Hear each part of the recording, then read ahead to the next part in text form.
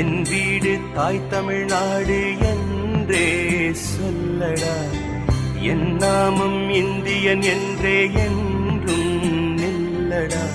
தமிழா தமிழா நாளை நம் நாடே, தமிழா தமிழா நாடும் நம் நாடே.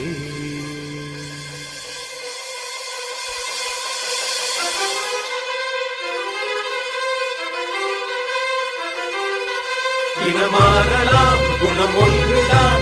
இடம் மாறலாம், நிலம் ஒன்றுதான். மொழி மாறலாம், பொருள் ஒன்றுதான். கடி மாறலாம், கொடி ஒன்றுதான். திசை மாறலாம்,